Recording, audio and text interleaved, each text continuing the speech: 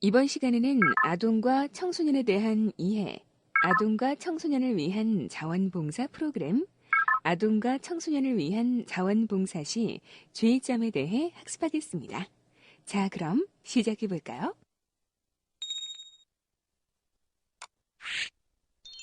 저도 대학생이 될래요.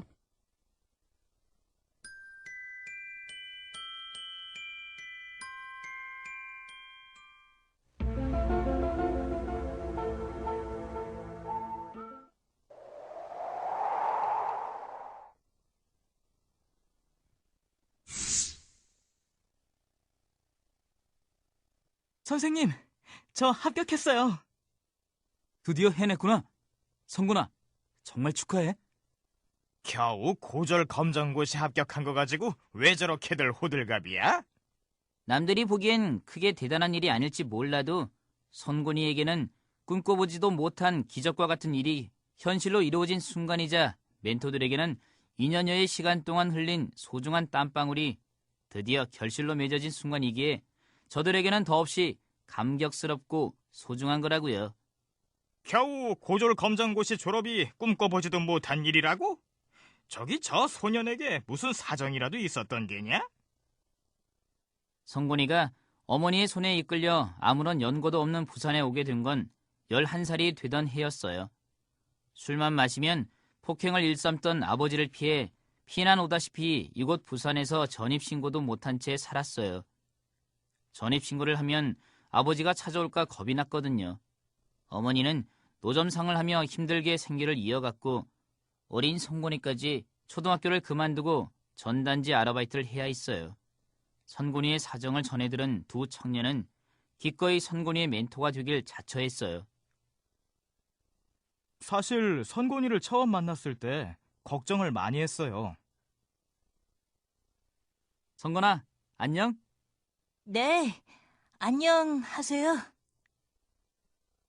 늘 혼자만 지낸 터라 말수도 적었고 얼굴에 그늘이 드리워져 있더라고요. 선곤이를 위해 무엇을 해줄 수 있을까 고민한 끝에 사회를 향해 굳게 문을 닫아버린 선곤이의 마음을 공부와 대화로 풀어야겠다고 결심했어요. 2년 안에 중학교, 고등학교 검정고시 합격이라는 목표를 세우고 일주일에 3-4번 선곤이와 공부를 했어요.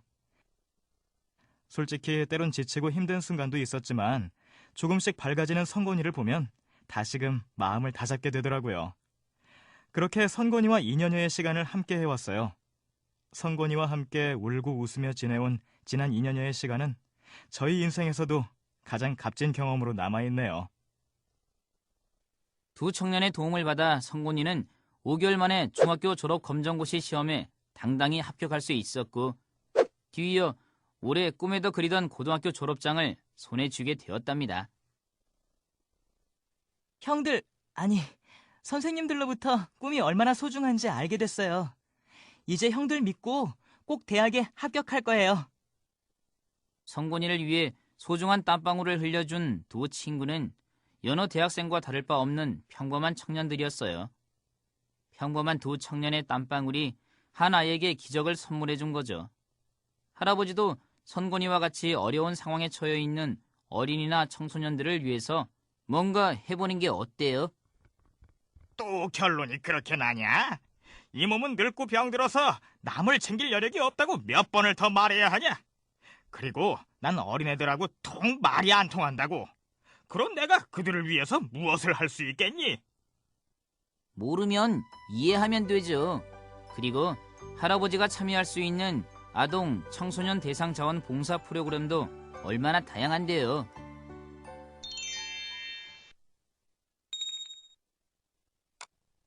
아동과 청소년에 대한 이해.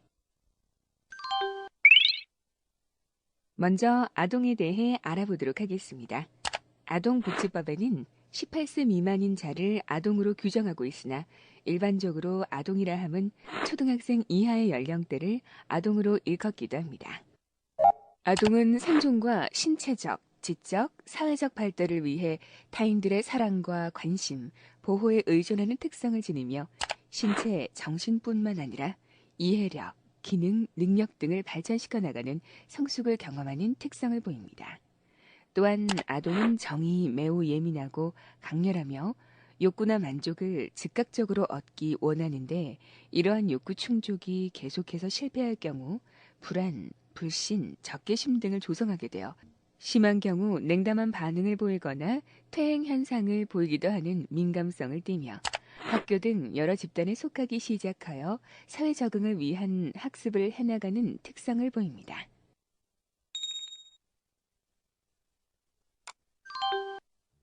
다음으로는 청소년에 대해서 이해하는 시간을 가져보도록 할까요? 청소년에 대한 연령 규정은 법규마다 다르나 청소년 기본법에는 9세에서 24세 사이의 사람으로 규정되어 있습니다. 그러나 일반적으로 청소년이라 하면 만 13세에서 만 18세 사이의 사람을 칭하며 중고등학교에 재학 중인 경우가 다수이므로 학생이란 말로 대신하기도 합니다. 청소년은 신체적으로 발달 속도가 빠르고 2차 성특징이 뚜렷이 나타나며 근육 활동 등 신체의 운동과 조절 능력이 뛰어난 특성을 보입니다. 또한 자아 정체성의 확립과 독립의 욕구가 강한 시기로 부모에 대한 신뢰감이나 존경심이 줄고 친구나 동료 집단 관계를 중요시하는 사회 심리적 특징을 띠며 지적 발달로 인해 문제 해결 능력, 추상력과 논리성도 높은 수준에 이르게 돼 고차원적이고 지적, 추상적인 세계를 동경하고 미래에 대한 다양한 상상을 하는 지적, 정신적 특징이 나타납니다. 아동과 청소년을 위한 자원봉사 프로그램. 아동과 청소년을 위한 자원봉사활동은 직접적 자원봉사활동과 간접적 자원봉사활동으로 구분할 수 있습니다. 먼저 직접적 자원봉사에 대하여 알아보도록 할까요? 직접적 자원봉사에는 또래 상담, 전화 상담, 가족 상담, 결연 및 멘토링 등과 같은 상담 및 심리적 지지 활동, 공부방 학습 지도, 아동 자원봉사자를 위한 교육, 취미 교육, 동아리 활동 지도, 전통 문화놀이 지도 등의 교육 지원 활동, 동반 외출, 사회적응 훈련 등의 사회활동, 도시락 및 밑반찬 배달, 이미용 제공, 시설 아동 앨범 제작 등의 생활 지원 활동이 있습니다. 다음으로는 아동, 청소년을 위한 자원봉사 활동 중 간접적 자원봉사 활동에 대하여 알아보도록 하겠습니다. 간접적 자원봉사에는 관련 단체 시설 업무를 보조하는 업무 보조 활동, 유해 환경을 조사 또는 감시하는 조사 활동, 아동 학대 예방 및 신고 캠페인, 소년 소녀 가장을 위한 음악회 등의 캠페인 활동이 있습니다.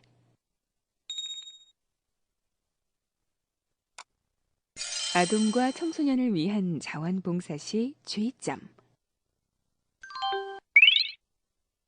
아동, 청소년을 대상으로 자원봉사 활동을 하는 경우 나이가 어리다는 이유로 무시하거나 지나치게 간섭하거나 함부로 대해서는 안 됩니다. 아동이나 청소년을 대상으로 자원봉사 활동을 할 때는 몇 가지 유의사항이 있습니다. 이에 대해 자세히 알아보도록 할까요? 첫째, 사랑으로 대하며 긍정적인 초기 관계를 수립하도록 합니다. 둘째, 아동, 청소년에 대한 지속적인 관심과 이해를 가지고 대합니다. 셋째, 동정어린 눈이나 호기심의 눈으로 바라보지 않습니다. 넷째, 긍정적인 멘토로서의 역할을 합니다. 다섯째, 심한 장난을 치거나 모욕적인 언행을 하지 않습니다. 여섯째, 아동, 청소년과 무리한 약속을 하지 않으며 아동, 청소년과 한 약속은 반드시 지킵니다. 일곱째, 한 명만 지나치게 잘해주는 것은 상갑니다. 여덟째, 경제적인 부유함을 자랑하거나 지나치게 드러내지 않습니다. 아홉째, 자원봉사 활동에 있어 아동, 청소년과 함께 달성하고자 하는 공동의 목표 선정 및 대안을 선택합니다. 열째, 아동, 청소년의 자기결정 의사를 존중합니다. 11째, 아동 청소년의 경우 둘러싼 환경이 미치는 영향이 크므로 주변 체계와의 협력 체제를 구축합니다.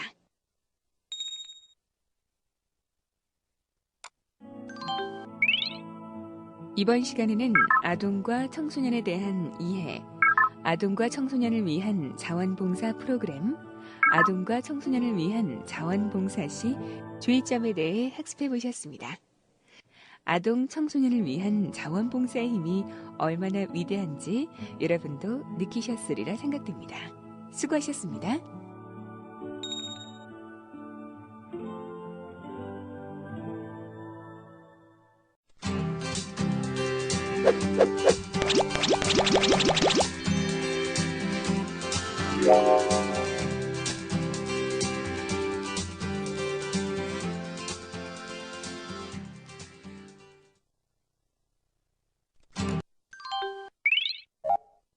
이번 시간에는 노인과 장애인에 대한 이해, 노인과 장애인을 위한 자원봉사 프로그램, 노인과 장애인을 위한 자원봉사 시 주의점에 대해 학습하겠습니다. 자, 그럼 시작해 볼까요?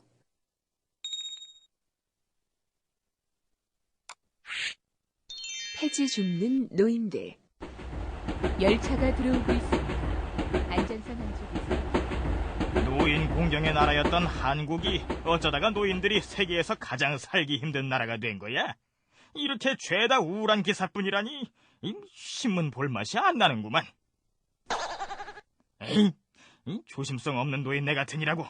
사람을 쳤으면 사과를 하지 웃기는 왜 웃어?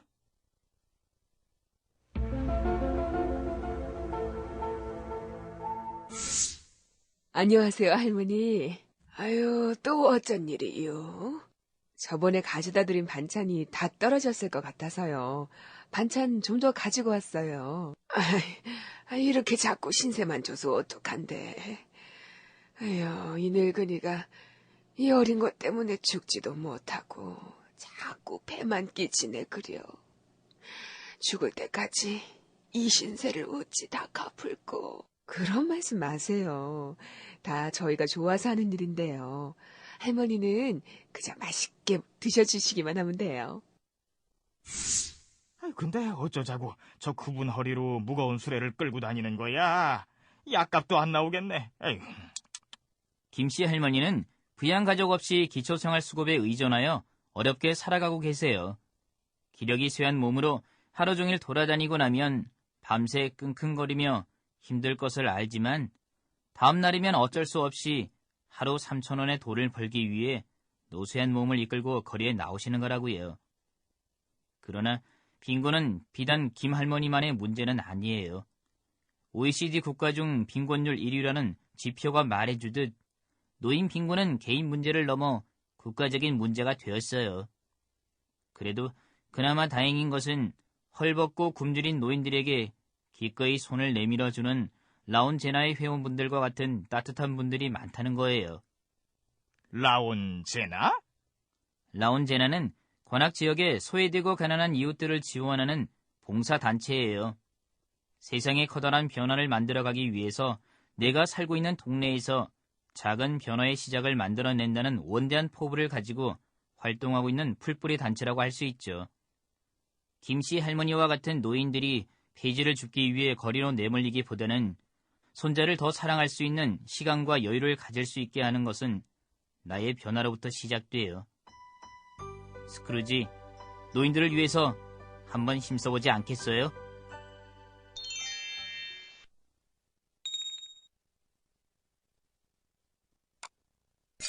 노인에 대한 이해. 노인이란 인간의 노화 과정에서 나타나는 생리적, 심리적, 환경적 변화와 행동의 변화가 상호작용하는 복합 형태의 과정에 있는 사람을 일컫습니다. 일반적으로 노인의 범위는 나이를 기준으로 구분하며 법규에 따라 상이하지만 대략 65세를 기준으로 구분하고 있으며 현재 우리나라는 65세 이상의 고령 인구가 눈에 띄게 증가하고 있습니다. 노년기에는 어느 한 기능만 저하되는 것이 아니라 신체적, 심리적, 사회적인 전 분야에 걸쳐 기능이 쇠퇴되거나 위축되는 문제를 경험하는 경우가 많습니다. 이에 대해 자세히 알아볼까요? 먼저 신체적 변화에 대해서 알아보도록 하겠습니다. 노년기에는 외부 자극에 대한 평균 반응 시간이 급격하게 길어지고 자극에 대하여 반응하는 움직임 또한 둔해지게 됨에 따라 부상이나 질병에 노출되는 경우가 많고 회복력 또한 느린 것으로 나타납니다. 뿐만 아니라 기초대사량 감소, 시력 및 청력의 감퇴, 치아 소실, 소화 기능의 약화 등의 다양한 신체적 변화를 경험하게 됩니다. 다음으로는 심리적 변화에 대해서 살펴볼까요? 심리적인 변화의 대표적인 것으로 우울 성향의 증가가 나타나며 불면증, 감정적 무감각 등의 현상 등을 나타내기도 합니다. 또한 사회적인 역할 상실로 인해 존재 가치에 대한 인정 욕구가 상대적으로 커지게 되며 아직도 무언가를 할 수 있음을 보이고 싶어하고 이를 위해 배움에 대한 관심도 큽니다. 뿐만 아니라 친구나 자녀들과의 정서적, 감정적인 유대 관계와 교류에 대한 욕구도 강한 심리적 특성을 가집니다. 마지막으로 노인들이 겪는 어려움에 대해 알아보도록 하죠. 노인기에는 사회적, 가정적 지위와 역할의 변화로 인해 경제적인 어려움을 겪게 되는 경우가 많습니다. 이로 인해 심리적으로 소외감과 고립감을 느끼며 수입의 감소로 인해 의존성이 증가, 사기가 저하되는 등의 어려움에 봉착하기도 합니다. 노인들이 겪는 어려움은 개인적인 차원을 넘어 사회적 손실로까지 이어지기 쉬운 만큼 이에 대한 대책이 요구된다고 볼 수 있습니다. 여기에 자원봉사의 가치가 있는 것이겠죠?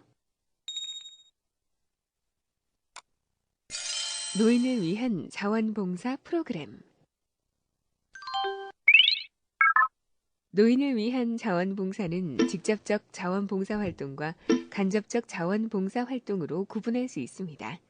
먼저 직접적 자원봉사에 대하여 알아볼까요?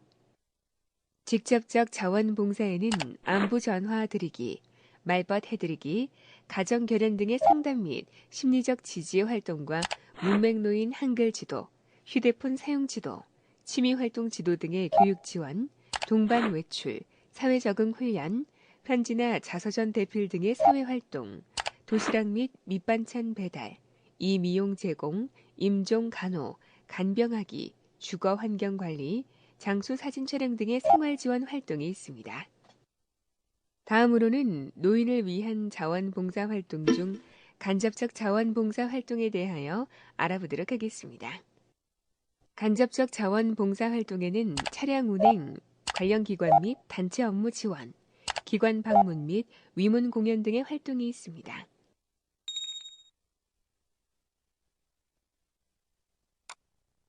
노인을 위한 자원봉사 시 주의점. 자원봉사자가 노인을 위해 자원봉사를 할 때 필요한 기본 예절이 있습니다. 자원봉사자는 노년기 특성에 대한 기본적인 이해가 필요하고 마음의 여유를 가지고 밝은 얼굴과 안정된 태도로 대하도록 하며 노인들의 추억을 소중하게 여겨야 합니다. 우리가 보기에는 쓸모없는 물건이라도 그분들에게는 소중한 추억이 깃들어 있다는 것을 명심해야 하고 지킬 수 없는 약속은 하지 않도록 하고 약속한 일은 반드시 책임감을 갖고 지키도록 하며 노인이 주는 물건이나 음식은 하찮은 것이라도 감사하게 받도록 합니다. 자원봉사자가 노인분과 대화를 할 때도 몇 가지 사항을 유의해야 합니다. 먼저 예의 바르게 인사를 하고 누구인지 무엇을 하러 왔는가를 설명드려야 하고 노인분들은 청력과 언어 구사 능력이 저하되는 경우가 있으므로 노인분들이 알아듣기 쉽게 천천히 또박또박 말해야 하며 존댓말을 사용하고 이해하기 어려운 외래어나 유행어 사용은 삼가하도록 합니다. 대화 시 추측이나 짐작하지 말고 말하고자 하는 내용이나 이해한 내용이 정확한지 확인해야 하고 참을성 있게 노인의 말을 들어줘야 하며 개인적인 이야기에 대해 지나치게 물어보지 않아야 합니다.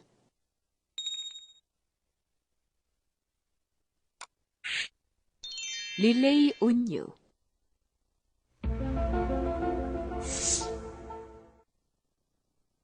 모두들 고마워.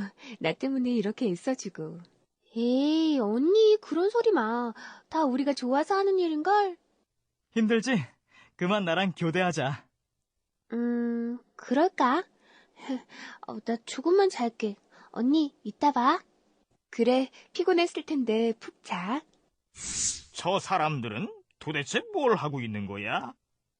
혼자서는 호흡이 불가능한 온유 씨를 위해 자원봉사자들이 앰프 봉사를 하고 있는 모습이에요. 2005년 온유 씨는 의료 사고로 스스로 호흡할 수 없는 1급 장애인이 되었어요. 그래서 저렇게 주머니 형태의 호흡 보조 기구인 앰브를 이용해 온유 씨의 상태나 움직임에 따라 적절히 숨을 불어 넣어줘야 해요. 그래야만 그녀가 생명을 이어갈 수 있거든요. 처음에 앰브에 숨을 불어 넣어주는 것은 순전히 부모님의 몫이었어요. 어머니는 혼자서 36시간 동안 앰브를 작동하기도 했고, 아버지는 밤새 앰브를 만지고 출근하다가 교통사고가 나기도 했죠. 그러나 다행히도 온유 씨의 소식이 세상에 알려지면서 그녀를 위해서 수많은 자원봉사자들이 발벗고 나서 주었어요. 이들은 2명에서 4명씩 한 조를 이루어 24시간 온유 씨의 곁을 지켜주었어요. 한 사람이 30분에서 1시간 정도 앰브를 작동하면 다음 사람이 쉬고 있다가 교대하는 식으로 말이죠. 이렇게 혼자서는 호흡이 불가능한 한 생명을 지키고자 지난 2년간 1,500명에 달하는 자원봉사자들의 손길이 이어졌답니다. 생명을 지킨 1,500명의 릴레이 손길이라. 참으로 감동적이구나. 언제나 하는 말이지만 그저 감동에서 그치지 말고 그 감동을 행동으로 옮기시는 게 어때요? 온유 씨처럼 도움의 손길이 절실한 장애인들도 많고 그들을 위해서 할아버지가 할 수 있는 일도 무궁무진하다고요.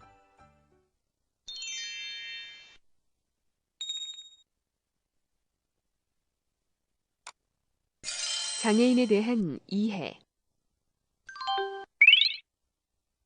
국제연합의 장애인 권리 선언에 의하면 장애인은 선천적인가 아닌가에 관계없이 신체적 또는 정신적 능력의 불완전 때문에 개인 또는 사회생활에 필요한 것을 자기 자신으로서 완전히 또는 부분적으로 확보할 수 없는 사람을 의미합니다. 그리고 우리나라의 장애인복지법 제2조에서는 장애인을 신체적, 정신적 장애로 인하여 장기간에 걸쳐 일상생활 또는 사회생활에 상당한 제약을 받는 자로 규정하고 있습니다. 우리나라 등록장애인 인구수는 2005년 177만 명에서 2008년 224만 명으로 증가해 26.4% 증가했으며 복지부는 2003년 장애범주 확대 이후 등록장애인이 증가 추세를 보이고 있다고 설명했습니다. 장애인의 유형은 크게 신체적 장애와 정신적 장애로 구분됩니다. 신체적 장애는 다시 외부 신체 기능과 내부 기관으로 나뉘고 정신적 장애는 발달 장애와 정신 장애로 나뉘게 되며 각각은 다시 소분류와 세분류로 나뉘는데 이러한 장애 중 2종류 이상의 장애가 있는 경우 중복 장애로 표현합니다. 표현 내용을 꼼꼼히 살펴보세요.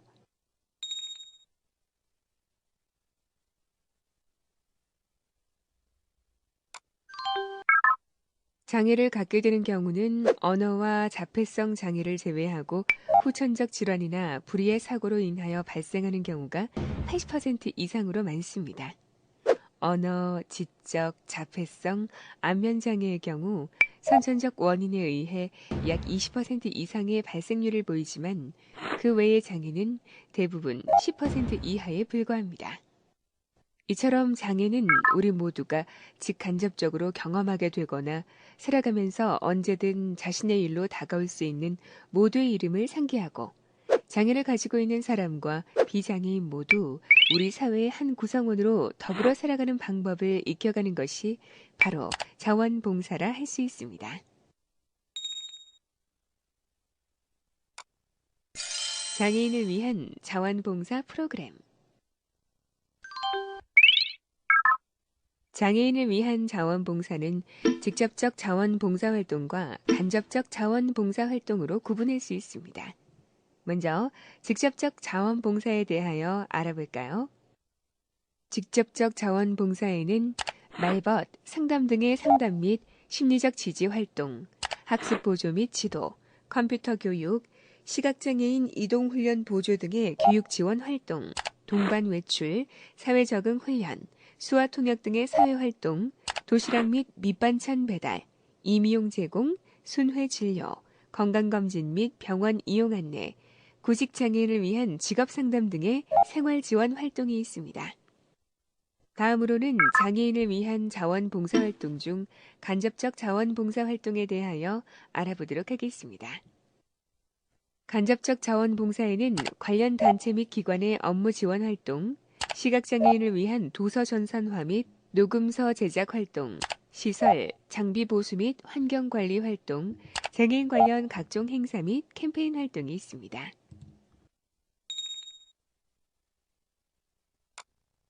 장애인을 위한 자원봉사 시 주의점. 장애인을 위한 봉사를 할 때 봉사자는 장애인을 동일한 한 사람의 인격체로 존중해야 하고 봉사자가 독단적으로 생각하고 행동하는 것은 친절이 아니라 참견이 될 수 있기 때문에 장애인에게 과잉 보호나 과잉 염려, 과잉 친절, 동정은 삼가도록 해야 합니다. 장애인을 보았을 때 주춤하거나 유심히 바라보지 않도록 해야 하며 장애나 신체 핸디캡에 대한 농담이나 흉내를 내는 일 등은 하지 않아야 하고 본인의 요구가 없는 한 물건을 함부로 옮기거나 섣불리 주변 환경을 바꾸지 않아야 합니다. 또한 먼저 나서서 섣불리 도움을 주기보다는 요구가 있을 때를 기다리거나 도움이 필요한지 질문하도록 하고 장애인의 능력에 대해 미리 판단하지 말고 그의 능력과 관심에 따라 자연스럽게 대해야 합니다.